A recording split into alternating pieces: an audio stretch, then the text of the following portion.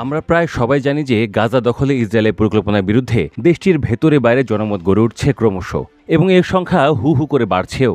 যাদের দিয়ে দখলদারিটা বাস্তবায়ন করতে চাইছে ইসরায়েল, অর্থাৎ দেশটির সামরিক বাহিনীর সদস্যদের মধ্যেও যুদ্ধে অংশগ্রহণে অনীহা প্রকাশের মাত্রা বাড়ছে। হিব্রু বিশ্ববিদ্যালয়ের একটি গবেষণার প্রকাশ পেয়েছে এ নিয়ে। সেটি বলছে, ইসরায়েলের রিজার্ভ সেনাদের প্রায় 1/4 গাজা যুদ্ধে অংশ নেবার ক্ষেত্রে মনোবল হারিয়েছেন। প্রায় অর্ধেক রিজার্ভ সেনা ইসরায়েল সরকারের গাজা দখলে পরিকল্পনা, যুদ্ধ পরিচালনা কৌশল এবং বন্দী ব্যবস্থাপনা নিয়ে নেতিবাচক মনোভাব পোষণ করেন, আর প্রায় 10% রিজার্ভ সেনা মনোবল হারানো শুরু করেছেন। গাজায় কর্তব্যরত 300 জন রিজার্ভ সেনার উপর চালানো জরিপ থেকে এই তথ্য পেয়েছে হিব্রু বিশ্ববিদ্যালয়। বিশেষজ্ঞরা সতর্ক করে বলছেন, গাজা যুদ্ধে দীর্ঘস্থায়ী মানসিক চাপ সৈনিকদের সক্ষমতার সীমানাকে ছাড়িয়ে যাচ্ছে। আর ইসরায়েলের প্রচার মাধ্যমে তথ্য অনুসারে প্রায় 1 লাখ রিজার্ভ সেনা ছুটির পর আর কাজে ফেরেনি।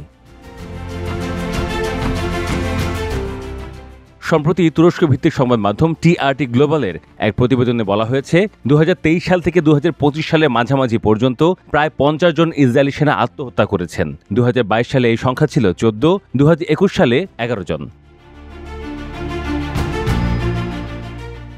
সর্বশেষ 27 জুলাই রিজার্ভ সেনা অ্যারিয়েল মিয়ার তামান দক্ষিণ ইসরায়েলের নিজ বাসায় আত্মহত্যা করেন। এতে ইসরায়েলি সৈন্যদের মানসিক সমস্যায় জর্জরিত হওয়ার বিষয়টি আবারও আলোচনায় উঠে আসে।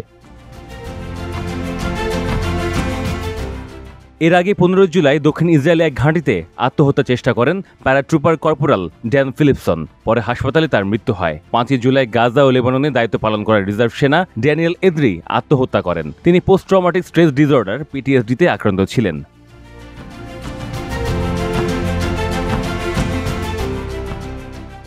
চলতি বছরের জানুয়ারিতে প্রকাশিত ইসরায়েলি সেনাবাহিনীর সর্বশেষ তথ্য বলছে, 2023 সালে অক্টোবরে ইসরায়েলের সঙ্গে হামাসের সংঘাত শুরুর পর থেকে গত বছরের ডিসেম্বর পর্যন্ত 28টি আত্মহত্যা ঘটনা ঘটেছে। এর আগে 2023 সালের শুরুতে আরও 10 জন সৈন্য আত্মহত্যার পথ বেছে নেন। সব মিলিয়ে 2 বছরে মোট 38 জন ইসরায়েলি সেনা আত্মহত্যা করেন।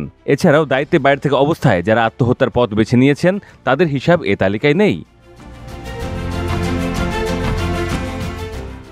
ইসরায়েলি সেনাবাহিনীতে মানসিক সমস্যার বিষয়টি নতুন কিছু না হলেও বিশেষজ্ঞদের অভিমত, গাজায় গণহত্যা ও ক্রমবর্ধমান সহিংসতার সঙ্গে এই আত্মহত্যার বিষয়টি সম্পর্কিত। ইসরায়েলি সেনাদের হাতে 2 বছরের কম সময়ে গাজায় নিহতের সংখ্যা 62,000 ছাড়িয়েছে। নিহতদের মধ্যে প্রায় 17,000 শিশু। তাদের অনেককেই পুড়ে যাওয়া অথবা অঙ্গ হারানো অবস্থায় উদ্ধার করা হয়েছে।